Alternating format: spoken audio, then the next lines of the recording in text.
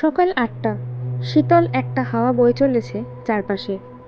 Train থেকে নেমেই এক মুহূর্ত চুপ করে দাঁড়িয়ে রইল সুদীপ্ত।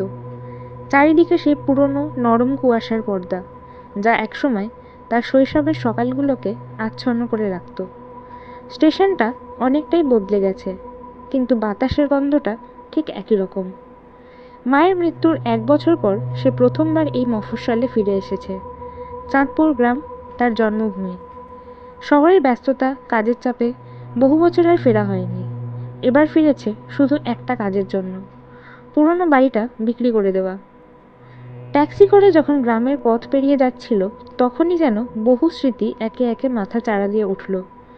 রাস্তার পাশে সেই পুকুর, যেখানে শীতকালে সবাই মেলা করত, অমল কাকুর চায়ের দোকান, হাই স্কুলের মোড়, পুজোর মাঠ, সবই যেন আগের মতনই আছে, শুধু মানুষগুলো বদলে গেছে।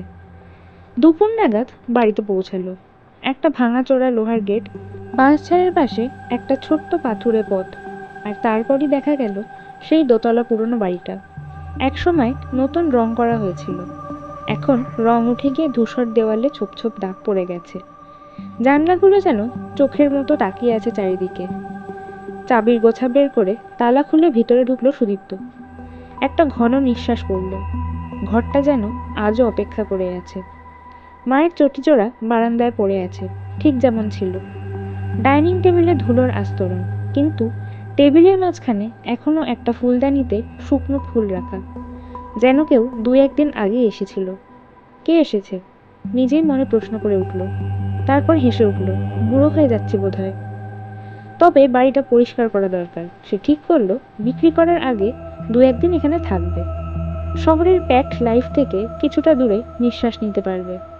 রাত নামতে শুরু করলো। কুকুরের ডাকে মাঝে মাঝেই কাঁপছিল নিঃশব্দ গ্রামটা। সুদীপ্ত বসেছিল পুরোনো ড্রয়িং রুমে, জানলার পাশেই একটা কাঠের সোফায়। তার সামনে একটা ছোট মাটির ল্যাম্প জ্বলছে। এখানে এখনো বিদ্যুৎ সরবরাহ নির্ভরযোগ্য নয়। হঠাৎ যেন হাওয়ায় একটা গন্ধ ভেসে এলো, সুগন্ধি আতরের মতো। মা এই আতরটাই ব্যবহার করতেন। ছোট্ট দিনের ভেতর ভালোবাসার ঘ্রাণ, মা বলতেন। কিন্তু কেউ তো নেই বাড়িতে। চুপ করে ঘরে বসে থাকলো। ঘড়ির টিকটিক শব্দে সময় গড়িয়ে যাচ্ছে। তার মনে হলো কেউ যেন রান্নাঘরের জানলার পাশে দাঁড়িয়ে আছে। কুয়াশায় ধূসর একটা ছায়া। উঠে দাঁড়িয়ে গেল সে, কিন্তু বাইরে গিয়ে দেখলো কেউ নেই। এইসব ভ্রম, নিজেকে বোঝালো। তবে একটা ব্যাপার ওর চোখ এড়ায়নি। জানলাটা হালকা খোলা ছিল, অথচ সকালে সে তো সেটা বন্ধ করে রেখেছিল। পরদিন সকালে পিছনের উঠোনে গিয়ে সে দেখতে পেল এক বালতি ভর্তি জল, আর পাশেই একটা কাপড় ভিজে রাখা। সে তো এসব ব্যবহার করেনি। গ্রামের কেউ এসেছিল ভাবলো, কিন্তু তালা খোলার শব্দ তো পায়নি। বাড়ির আশেপাশে কিছু লোকের সঙ্গে দেখা করলো। গ্রামের চেনা মুখ আর নেই বললেই চলে। তবে একজন বৃদ্ধা, পাশের বাড়ির সুভাষিনী পিসি, তাকিয়ে চুপ করে বললেন, তোর মা বলতেন তুই এখানে এলে ও তোর পাশে থাকবে। সুদীপ্ত খানিকটা অস্বস্তি বোধ করলো, তবে এসব কথায় কত মন দিল না। তবে অদ্ভুত ঘটনা চলতেই থাকলো। একদিন সন্ধ্যায় সে খুঁজে পেল তার হারিয়ে যাওয়া কলম, যা অনেক আগে শহরে হারিয়ে গিয়েছিল। সেটা রাখা ছিল মায়ের আলমারির ওপরে, অদ্ভুতভাবে পরিপাটি। কখনো আবার দেখতো রান্নাঘরের চুলা থেকে গুড়গুড় করে ভাতের গন্ধ আসছে, যেখানে সে নিজের হাতে কিছু রান্নাই করেনি। রাতে শুয়ে থাকতে থাকতে হঠাৎ একটা আওয়াজ আসতো কানে, চুপচাপ পায়ের আওয়াজ, মায়ের মতো। আবার হালকা হালকা কেউ যেন গান গাইছে দূরে কোথাও, একেবারে মা যেমন করে গান গাইতেন। সে নিজের মনে ভাবতে থাকলো, হয়তো একাকিত্ব থেকে এইসব কল্পনা করছে, হয়তো মানসিক অবচেতন থেকে জন্ম নিচ্ছে এইসব ছায়া। কিন্তু একটা বিষয় তাকে কাঁপিয়ে দিল। একটা রাত সে ঘুমোচ্ছে, হঠাৎ তার ঘুম ভাঙল কারোর হাতের স্পর্শে, খুব পরিচিত, খুব স্নেহময় স্পর্শ। সে চোখ খুলতেই কিছুই দেখতে পেল না, কিন্তু পরক্ষণেই ঘরের দরজাটা আস্তে আস্তে বন্ধ হয়ে গেল নিজে থেকেই। ভোরে উঠে দেখল তার মাথার পাশে রাখা আছে মায়ের একটা পুরনো গানের ডায়েরি। পরের দিন সকালে বারান্দায় বসে সে একটা জিনিস লক্ষ্য করলো, একটা হারানো ছোট চাবির রিং, যা অনেক বছর আগে হারিয়ে গিয়েছিল। মা খুব খুঁজছিলেন। এখন অবাক লাগছিল তার, কিভাবে এসব কিছু আবার তার কাছে ফিরে আসছে। সে আরেকবার সেই আতরের শিশিটা বারান্দায় পেল, যেটা মায়ের প্রিয় ছিল। সকালটা ছিল মেঘলা, ঘরের জানলা দিয়ে রোদ ঠিকমতো ঢুকছিল না। ঘুম থেকে উঠে বারান্দায় দাঁড়াতেই সুদীপ্ত দেখে একটা কাক এসে বসলো বেল গাছের ডালে। কাকটা একভাবে তাকিয়ে আছে তার দিকে। তার মনে হলো এও কি কোনো বার্তা? তারপর হেসে ফেলল নিজেই। তুই আস্তে আস্তে ভৌতিক কল্পনায় চলে যাচ্ছিস সুদীপ। সে ঠিক করলো আজ পুরো বাড়িটা একটুখানি ঘুরে দেখবে।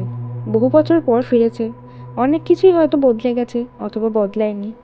বাড়ির পিছনের দিকটা বেশ নির্জন, ঝোপঝাড় বেড়ে গেছে। রান্নাঘরের জানলাটা একপাশে, অনেক বছর ধরে খোলা হয়নি, বোঝাই যাচ্ছে। কিন্তু আশ্চর্য, দরজায় ধুলো নেই। জানলার কাছে দাঁড়িয়ে আবারও সেই ভাত রান্নার গন্ধ পায় সে।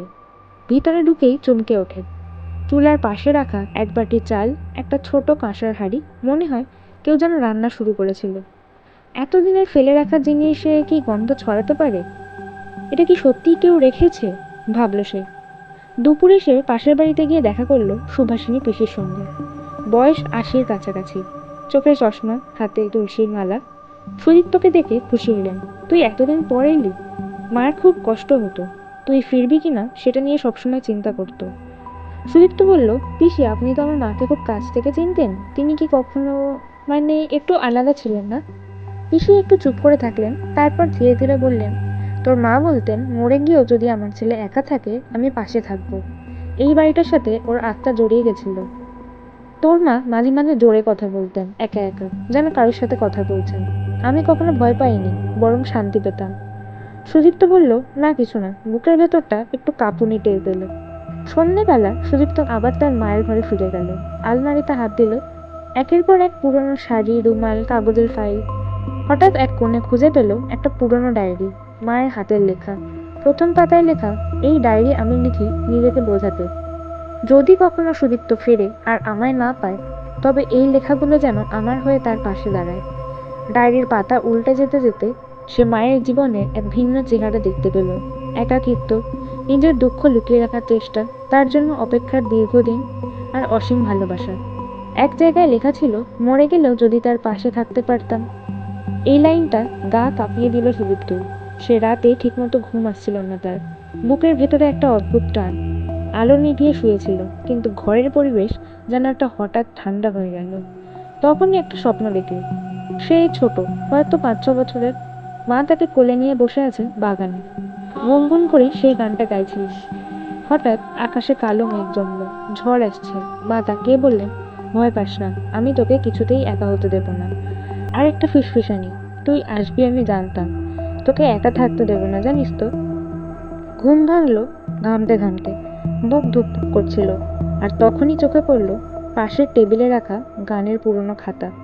তখনই মনে পড়ল, এই খাতা তো সে হারিয়ে ফেলেছিল বহু বছর আগে, শহরে থাকার সময়। এটা এখানে এলো কিভাবে? পরদিন বাজারে যাওয়ার পথে সে হঠাৎ অসুস্থ হয়ে পড়ে, মাথা ঘুরে পড়ে যায় রাস্তায়। চোখ খুলল গ্রাম্য ডাক্তার পরিমল বাবুর চেম্বারে। ডাক্তার হাসলেন, ভাগ্য ভালো একটা ছেলে ঠিক সময় আপনাকে এখানে নিয়ে এসেছিল। আপনার ফোনটা দিয়েছিল বলে আমি চিনতে পারলাম। ছেলেটা কে? জিজ্ঞেস করলো সুদীপ্ত। ডাক্তার অবাক হলেন, মানে আপনি চেনেন না? খুব সাধারণ দেখতে। ছেলেটা বলল, আপনাকে বাড়ি যেতে বলি, আর বলল মা বলেছে একা যেন না থাকে। সুদীপ্ত স্তব্ধ হলো। সে এমন কাউকে পাঠায়নি, আর তার জানার মতে কেউ ওর খেয়াল রাখছে না। রাত গভীর। সুদীপ্ত ফোনে মিতালিকে, তার পুরনো বান্ধবীকে ফোন করছিল একটু স্বস্তির খোঁজে।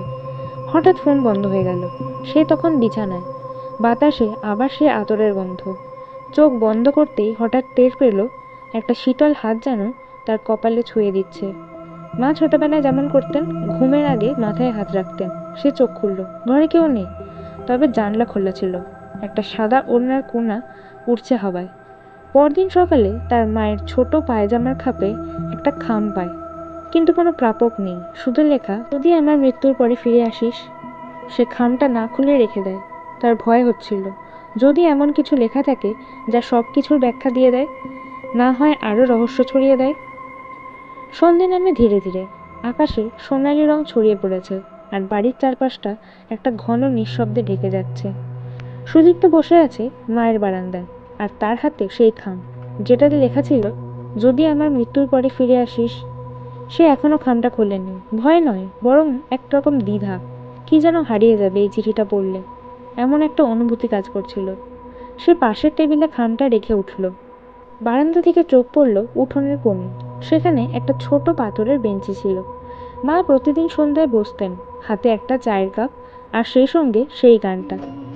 আজও যেন কোনো এক মৃদু সুর বাজছে কানে, অথচ জানে এই মুহূর্তে সে একাই ওই বাড়িতে আছে। রাতে সে মায়ের ঘরে গিয়ে আলমারি খোলার চেষ্টা করলো। একটা পুরনো লোহার ট্রাঙ্ক সেখানে পড়েছিল, যেটা সে একবার ছোটবেলায় খুলতে গিয়ে ব্যর্থ হয়েছিল। কৌতূহলবশত আবার চেষ্টা করলো। আশ্চর্যজনকভাবে তালাটা খুলে গেল খুব সহজেই। ভেতর থেকে পুরনো চিঠি, সুদীপ্তর ছোটবেলার খেলনা, একটা ভাঙা রেডিও, আর একটা কাচের গ্লাসে মোড়ানো সাদা রুমাল। আর ছিল একটা ছোট কাঠের বাক্স, যার ভেতর মায়ের ছোট ছোট হাতে লেখা লাইন: যে চলে যায় সে সবসময় পুরোপুরি যায় না, যদি কেউ তাকে ভালোবেসে রেখে দেয় সে ফিরে আসে। ঠিক তখন সে পেছন থেকে শুনতে পেল মৃদু কণ্ঠে কেউ যেন তাকে ডাকছে, সুদীপ্ত। সে পিছনে ঘুরে তাকালো। কিছুই নেই, শুধু জানলার পর্দা ধীরে ধীরে দুলছে বাতাসে। পরদিন দুপুরে সে বাজারে গিয়েছিল কিছু জিনিস কিনতে। ফেরার সময় দেখে গ্রামের মোড়ে দাঁড়িয়ে আছে একটা ছেলে, বয়স 15-16, গায়ে হালকা গেঞ্জি, চোখে বিষণ্ণতা। ছেলেটি তাকে দেখে এগিয়ে এলো, বলল, আপনি আবার অসুস্থ হয়ে যাবেন না তো? আপনার মা আমাকে বলেছিলেন আপনার খেয়াল রাখতে। আপনি তো একা থাকেন, তাই না? সুদীপ্ত স্তব্ধ। তুমি আমার মাকে কিভাবে চেনো? ছেলেটি একটু হেসে বলে, ওনাকে তো অনেকে চেনেন না, কিন্তু আমি ওনার পাশে ছিলাম বহুদিন। আপনি আমাকে চিনবেন না। এতটা বলেই ছেলেটা হঠাৎ ভিড়ের মধ্যে হারিয়ে গেল। সুদীপ্ত খুঁজতে চাইল, কিন্তু ছেলেটার কোনো চিহ্নই রইল না। সে বুঝতে পারল ছেলেটির অস্তিত্ব বাস্তব হতে পারে না, আবার হতেও পারে। সে আর স্থির থাকতে পারছিল না। সে খামটা হাতে তুলে নিল, খুব সন্তর্পণে খুলল। মায়ের হাতে লেখা সেই বিশেষ চিঠি। সুদীপ্ত, যদি এই চিঠি পড়িস বুঝে নিস আমি আর নেই। তুই কবে ফিরবি আমি জানতাম না, তবুও বিশ্বাস করতাম তুই ফিরবি। তুই কি জানিস এই বাড়িটার দেওয়াল তোকে ছুঁয়ে আছে এখনো?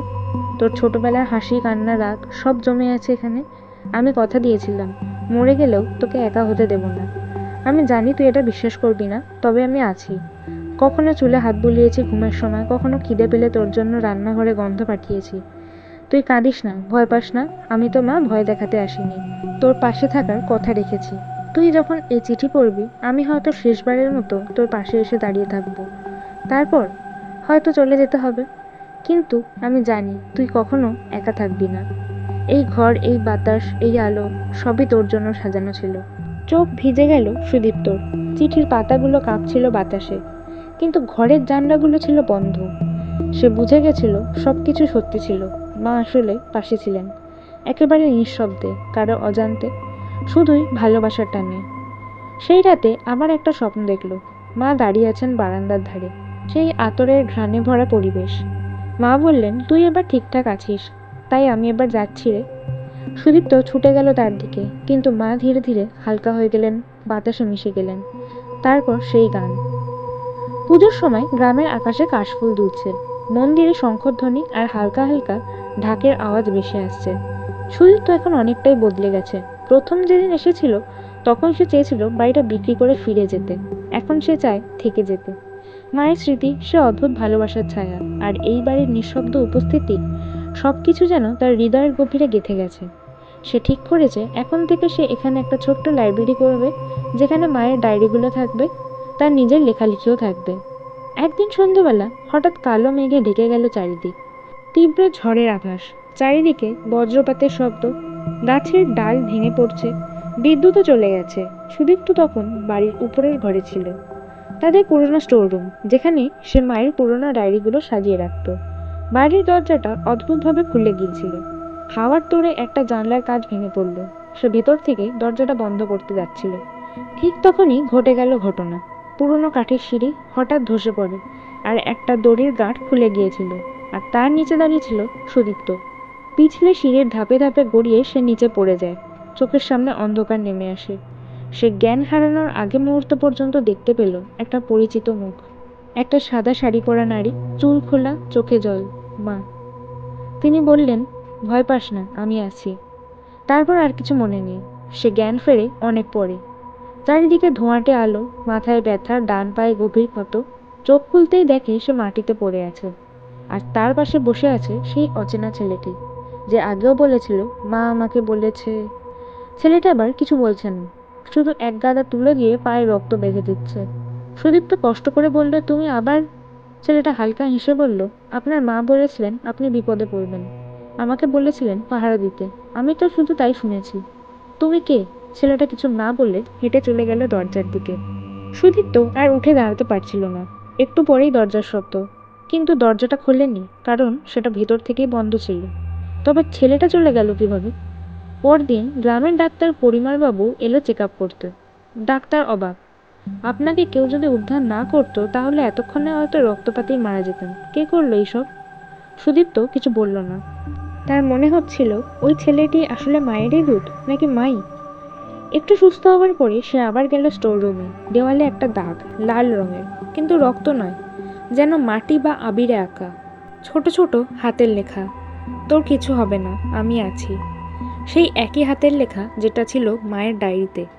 তখনই সেই আতরের ঘ্রাণ চারিদিকে ছড়িয়ে পড়ল, অথচ সে কোনো আতর ব্যবহার করেনি। ঘরের বাতাস হালকা গানের সুরে নরম হয়ে গেল।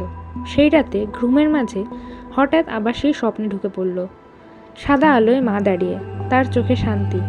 আমি কথা রেখেছি, তাই না? সুদীপ্ত বলল, তুমি ছিলে, এখনো আছো। মা বললেন, এবার আমি যেতে পারি, কারণ তুই ঠিক আছিস। তোর মন থেকে ভয় চলে গেছে। আমি তোকে ভয় দেখাতে আসিনি কখনো, তোর ছায়া হয়েছিলাম। এরপর আলো চারিদিকে আস্তে আস্তে ফিকে হয়ে গেল। বিছানায় শুয়ে আছে সুদীপ্ত। পায়ের ব্যথাটা অনেকটাই কমে গেছে। পাশে রাখা চায়ের কাপটা ঠান্ডা হয়ে এসেছে, আর জানলার বাইরে কাশফুল দুলছে হাওয়ায়। ডায়েরির পাতাগুলো সে বারবার পড়ছে, মায়ের লেখা চিঠিগুলো, পুরনো ছবিগুলো। সন্ধেবেলায় সে উঠোনে বসেছিল। হঠাৎ ছোট্ট একটা শব্দ শুনতে পেল বারান্দা থেকে।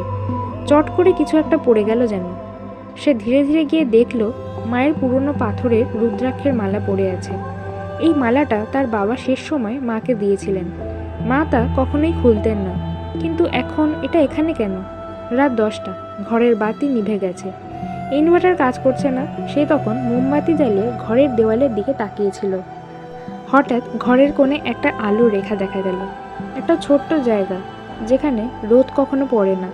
সে দেখে সেই আলোয় একটা ছায়া মূর্তি দাঁড়িয়ে, একটা নারী মূর্তি, অস্পষ্ট কিন্তু পরিচিত। তার চোখে জল এলো। মা। তার ঠোঁট কাঁপছিল, কোনো উত্তর এলো না, কিন্তু সেই আলোয় একটা কণ্ঠস্বর, একটিবার নরম কিন্তু স্পষ্ট, ভয় নেই, আমি এখানেই আছি, তুই আর একা না। আলোটা নিঃশেষ হয়ে গেল, ঘর আবার অন্ধকার। সময় এগিয়ে চলেছে। সুদীপ্ত এখন পুরোপুরি সেরে উঠেছে। সে তার সিদ্ধান্ত জানিয়ে দিয়েছে শহরের অফিসে। সে আর ফিরবে না, চাঁদপুরেই থেকে যাবে, এই বাড়িতে, এই স্মৃতির মাঝে। সে এখন নিয়ম করে সকালে উঠোন ঝাড় দেয়, বারান্দায় চা খায়, দুপুরবেলা মায়ের ডায়েরিগুলো পড়ে, মাঝে মাঝে লিখতেও বসে তার নিজের অভিজ্ঞতা, অনুভূতি আর অদ্ভুত ভালোবাসা। লেখা শুরু করে দেয় সে। আমি জানি যারাই লেখা পড়বে তারা বলবে এ শুধু কল্পনা, কিন্তু আমি জানি মায়েরা সত্যি চলে যান না। তারা থাকেন, কখনো বাতাসে, কখনো আলোয়, আবার কখনো ছায়ার মতো পাশে দাঁড়িয়ে থাকেন নিঃশব্দে। একদিন সন্ধ্যেবেলা সে উঠোনে বসেছিল। তখনই দেখে হঠাৎ একটি ছোট্ট মেয়ে বারান্দায় দাঁড়িয়ে আছে, চোখে কৌতূহল। তুমি কে? জিজ্ঞেস করল সে। মেয়েটি হেসে বলল, আমার মা বলেছেন এই বাড়িতে একজন মা থাকে, যিনি সবার পাশে থাকেন। সে চমকে গেল, তোমার মা কোথায়? মেয়েটি বলল, ওপাশে মাঠের ধারে থাকি। মা বলেছে একদিন তুমিও বুঝবে কিভাবে মায়েরা রয়ে যায়, এমনকি যাওয়ার পরেও। এই বলে মেয়েটা দৌড়ে চলে গেল। একদিন সুদীপ্ত মায়ের ঘরে বসে বই সাজাতে গিয়ে খুঁজে পায় আরেকটি খাম। খামের ভেতরে একটা ছোট্ট কাগজ, লেখা, তোর পাশে থেকেছি, তুই এখন একা না, এবার তুই অন্য কারো পাশে থাকিস। তারপর আর কোনো আতরের গন্ধ আসেনি, আর কোনো ছায়া দেখা যায়নি, কিন্তু ঘরের বাতাসে আজও সেই গান বাজে। সুদীপ্ত এখন এই বাড়িতেই থাকে। এই বাড়ি এখন শুধু ইট কাঠ নয়, বরং এক আশ্রয়। সে জানে ভালোবাসা, বিশেষ করে মায়ের ভালোবাসা, মৃত্যুর পরে সরে যায় না, তারা চুপ করে পাশে থাকে, মনে করিয়ে দেয় তুই একা নোস। ভালোবাসা মৃত্যুকে অতিক্রম করলেও চুপচাপ পাশে থাকাটাই সব থেকে বড় আশীর্বাদ। গল্পটা ভালো লাগলে লাইক করে দেবেন, আর এরকম গল্প আরও শুনতে চ্যানেলটা সাবস্ক্রাইব করে দেবেন।